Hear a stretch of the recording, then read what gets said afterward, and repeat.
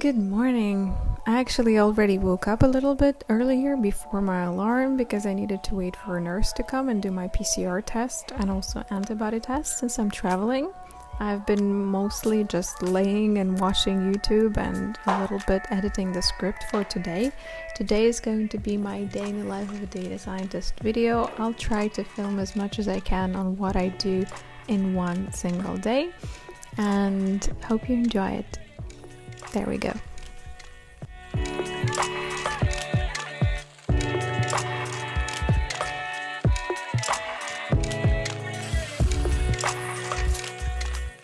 Okay, now the nurse is coming in, so I need to go down, let her in, do the test. So let's go. Oh.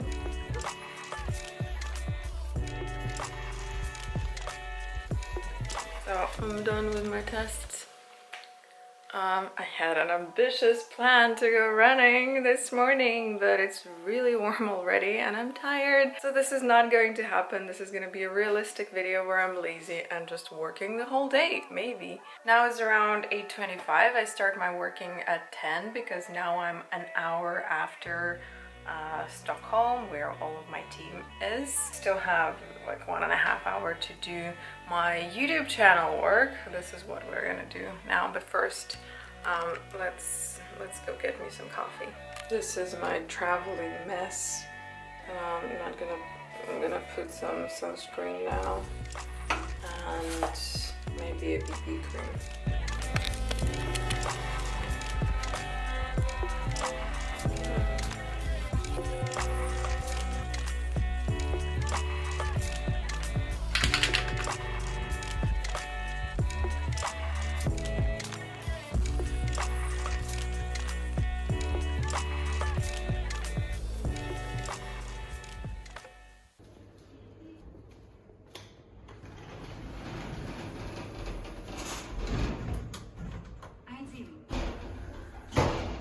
Check out my apartment view. I'm living in this complex, so yeah, a little bit about why I'm here. I'm normally located in Stockholm, but now I'm working from home from Moscow.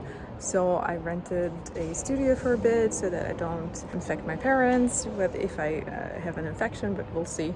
We'll see if I have antibodies, and I also do the PCR test now. And it's a really nice complex here.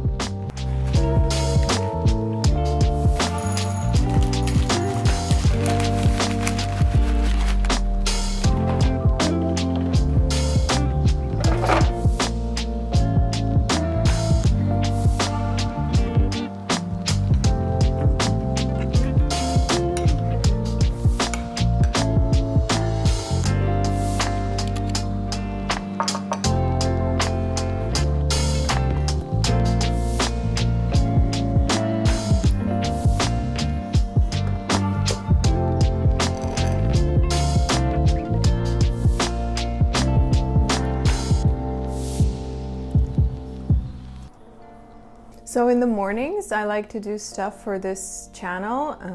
Maybe it's something like writing scripts, editing videos, writing text for Instagram or Medium, or just doing some administrative stuff. I don't do it every morning. I think I stole this concept from maybe Tim Ferriss, but I don't know if he's the original person who came up with the idea of doing like The thing that's really important that you will be procrastinating first thing in the morning before working your full-time job. So now when I wake up a little bit earlier, I get time, maybe 1 hour, maybe sometimes 30 minutes, sometimes even 15 minutes is very valuable to just like sit with my stuff and figure out what I need to do.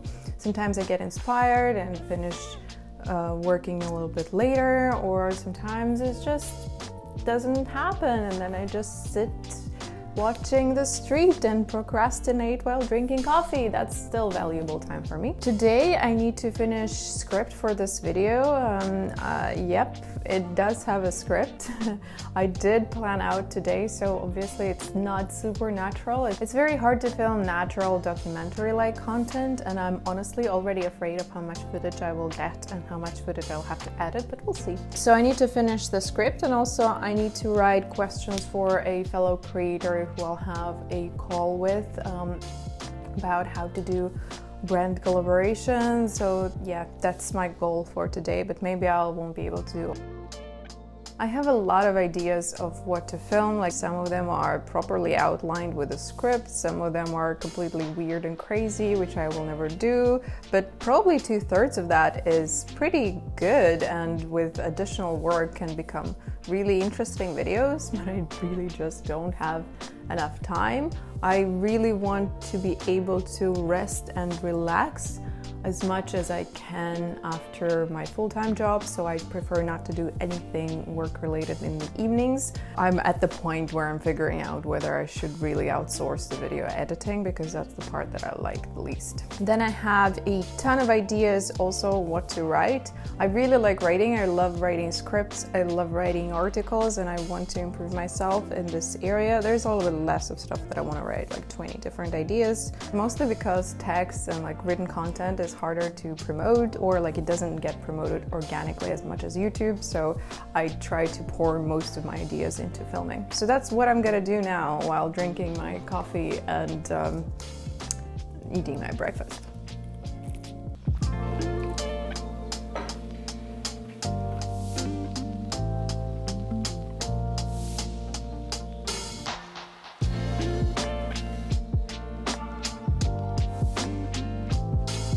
Yeah, I finished the script, but I didn't write an email. Maybe I'll probably have to do that tomorrow.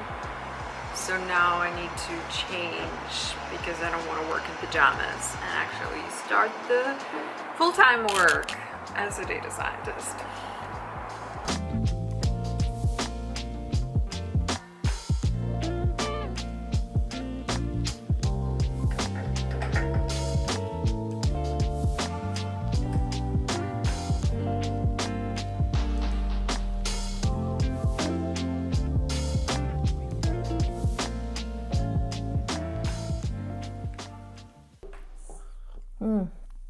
So, what do I actually do at work as a data scientist, or let me be specific, as a product data scientist? Most of my work, or actually now 100% of my work, done on this laptop. Before we could have meetings one-on-one, but now because of the current situation that we live in, and also because we're going to the work from anywhere idea where you don't have to be in the office and you can permanently work from home, I have to constantly stare at my screen. That's great, it gives flexibility, but also it takes away the ability to like see real world things, and everything you do is in the screen. But let's start from the beginning and see what kind of tasks I can do as a data scientist, and I'll try to draw like a little mind map of that. So I'm a product data scientist, which means that I work with product development teams on a specific feature or specific change to the product. The product usually is some kind of digital product, like an app or a web interface, or something that could be working on your speaker or on your mobile phone, on your computer. And the changes are done by designers and developers. So I, as a product data scientist, help them to determine what kind of changes will be positive for the users that use the product and what kind of changes would be potentially negative. So what do we want to avoid? Most of my work is doing experimentation and experiment design, or hypothesis testing, the way it's called usually in statistics textbooks. And pretty much I'm supposed to support the team from the very beginning, where they generate hypotheses, figure out what kind of changes, what kind of new features that they want to add to the product they're working on so that the users use it more and are more happy. Then I help them to determine how can they prove or disprove that hypothesis. So in that case, this will be a design of an experiment. We determine which kind of metrics we define as success metrics, which kind of KPIs we want to move, which ones do we not want to move, so like what do we want to not be affected negatively. We also work on maybe slicing the feature and first releasing an MVP to get some learnings and figure out how we can improve it in the next iteration. Then I help developers to define what kind of tracking, so data gathering, we need to do for this feature.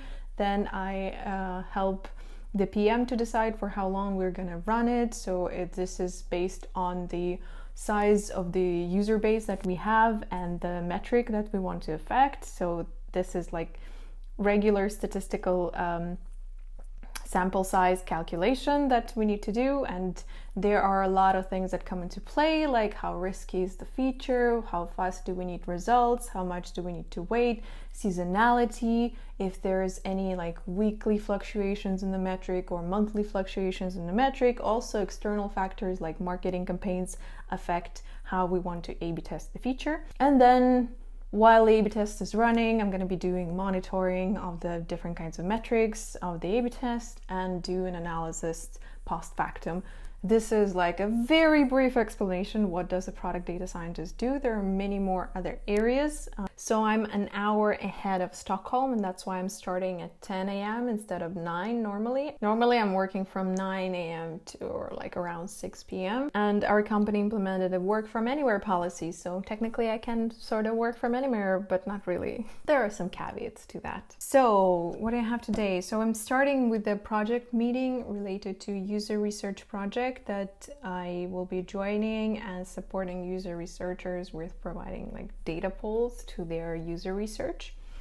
Then I have 15-minute break. Then I have a development talk seminar. That's like a company-wide seminar on how to do your development talk and how your development measured at the company that I work at. That's gonna be a long meeting. I don't know if I will be able to do anything in the half an hour between this and lunch. I will probably need a break, but we'll see. I don't know. Then there is lunchtime. Usually Stockholm, everyone has lunch between 12 and 1, so that's how I kept it here. Then there is a really interesting part that I relate to like knowledge acquiring, and it's an interview of a user by a user researcher that I get to drop in and just watch. That's super exciting. I didn't get to do a lot of those before, so we'll see how this goes. Then there is a one-on-one meeting with a peer from my team where we're gonna be working on pipelining some data into dashboards. I need to see how it's done in the team that I work at. Then I might be able to actually do some work for the project meeting or the project stuff that I talked about before. So I have 45 minutes. Then there is some socializing meeting and also a one-on-one with a peer from a different area completely. It's a data scientist that works on a very different stuff from me. So I'm gonna talk to her and see what she's up to and what kind of stuff is interesting in her area. I mostly do that because I just joined the company and I still haven't met a lot of people, and it's really hard to bump into someone, you know, in the office randomly and have a chat next to coffee machine, because nobody's hanging around next to my coffee machine, I guess. And then between 5:30 and 7 I can do more work, but I need to take some breaks there. I don't know when. We'll see how it goes. Okay, now I need to jump in the call. I'll see you on the other side of this day.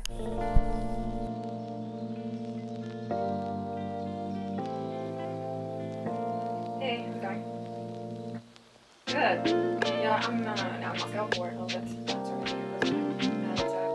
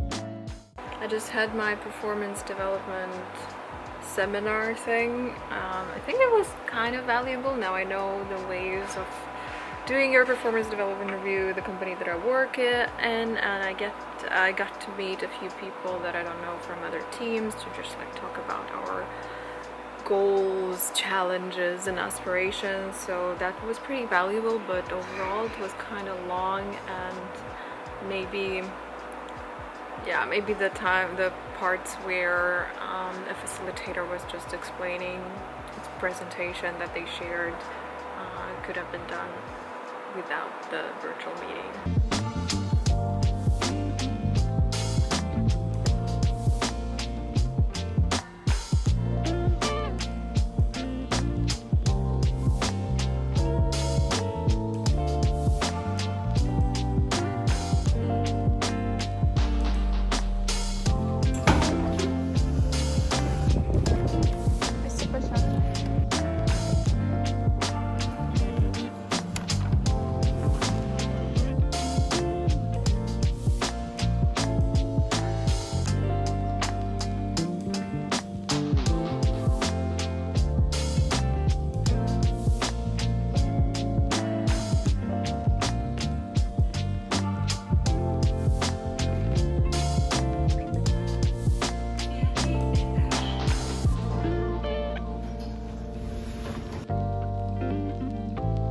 Researcher interview that I just had was a lot of fun. It was very interesting to see an actual user trying out the product and reflecting on what they like and what they dislike. I think it's really valuable, especially if you're a person who works with data created by those exact users, to understand how they feel about the product and the interactions that they have. And overall, I really enjoy the amount of collaboration between qualitative and quantitative user research at this company. So I'm very excited to see what kind of user research projects I'm gonna have to do later on.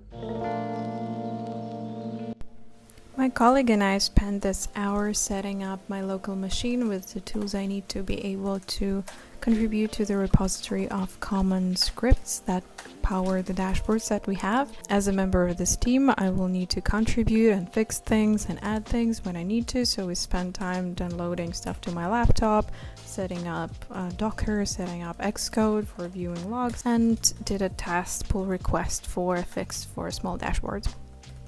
Okay, it's time to do a little break. I'm gonna go to a pickup point nearby to get some notebooks that I ordered and some other stuff.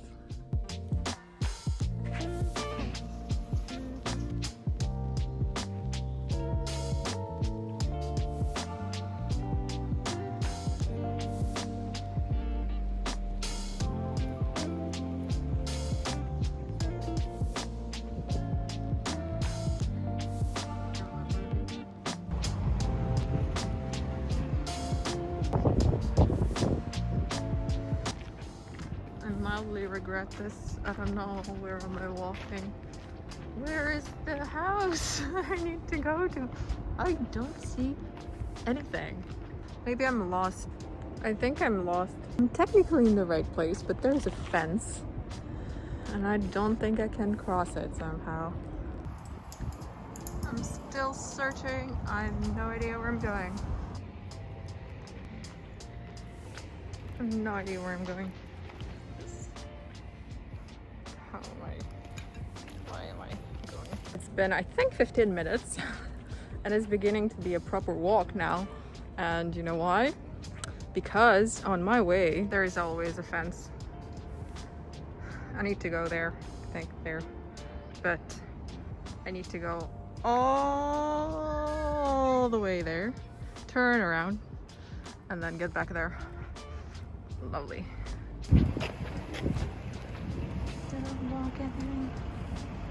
Okay, the drama continues. What the map shows me where to go is clearly not, it can't be where I need to go. I think I'll have to give up and find help.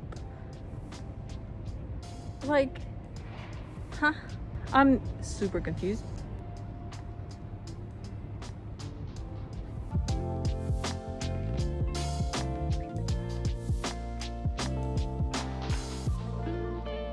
Ta-da! This place is it. The guy who gave me my parcels was super cute, like grandpa with a giant beard, and I believe he's like individual entrepreneur, so that's why he could rent this place in a very weird spot. So like the major company would deliver their parcels here and he could maybe earn some money through delivering. Oh my god, there's a cat. Oh, you're so cute. Oh my god. Okay, bye-bye. Have a... Oh my goodness. He's so cute. Oh, so cute. Such a cute kitty. Okay. Oh, this is so adorable. Oh my god. Okay, bye-bye. Okay, this is not the content that you came for, but this is the content what you got. Day in the life of a data scientist, walking around in circles trying to find your parcel, meeting a cute cat. Overall, I'm not as annoyed by this whole experience anymore as I was, but some things in life are just not that easy and you gotta accept it because it's life. At least I got to meet a very cute cat. And I got my stuff, which is even better. I'm gonna get home, finish working because I'm kind of late now and I need to do a few things, and then show you an unboxing of the things that I got, because some of them are like work on yourself, self-reflection books, which I have kind of high hopes for. So we'll see how this goes.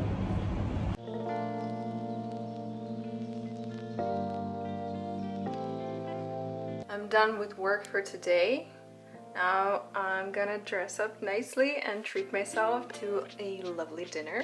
I believe that a morning starts from an evening before, and I tried for the past few months to actually have a proper evening routine with cooking dinner for myself, then walking, maybe running before dinner if I didn't run before during the day, or maybe meeting friends, like have quality time without screens, without social media, maybe listening to an audiobook or reading a book or painting a little bit. Like, it really helps to start the next day fresh and have much more energy and resource to do things. So I'll try to emulate here while I'm sort of on vacation, workation, and have dinners with myself because I'm not really feeling like cooking, or with friends here, and have a nice chill evening. But before going for dinner, I actually want to show you what I got. I really believe in the value of written practices, and I got 2 notebooks. Some of you, maybe Russian-speaking people here, know the brand 365 Done, 365 Done, by Varia Vedenieva, who's an entrepreneur, and I really like her attitude towards presenting the way she lives on social media. So these are the notebooks that she created with her team. One of them is 75 questions, and it's for you to answer 75 questions that are written here about yourself. I think it's super important to explore why you do certain things and what are your values and what are your motivations. So you can answer a question like, what's the 5 most important values in your life? Think about how long time do you spend every day on those values. Would you like to change something? I'm doing journaling, but it's more of a free flow journaling on day-to-day stuff. So I want to be able to reflect on a more long-term and core things that happen to me. And the second one is called Good Enough. I got this one because it's more of like a daily practice of reflection and looking at how you behave and if you are true to your core values, which is something that I really want to align myself on. And maybe write something nice and kind toward yourself, which I think a lot of us need to do, being much kinder to themselves. It really helps to improve your self-esteem and not be impacted by people who have issues and who write hateful stuff towards you. Doing these kind of practices, knowing myself and looking into myself, reflecting onto what I do, helps me to be more okay with whatever comes my way.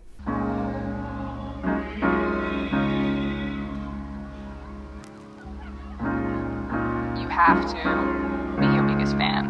And when things are really tough and they're really rough and nothing's working, but there's something inside of you that says, I just have to follow that.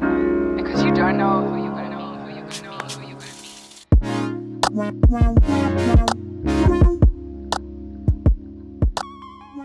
Should have brought the book with me, the 75 question book. I want to write something down, but I don't have any notebook or anything. So I'm just gonna put away my phone, probably film a little bit more for you of the dinner, and just try to watch the people and enjoy my evening.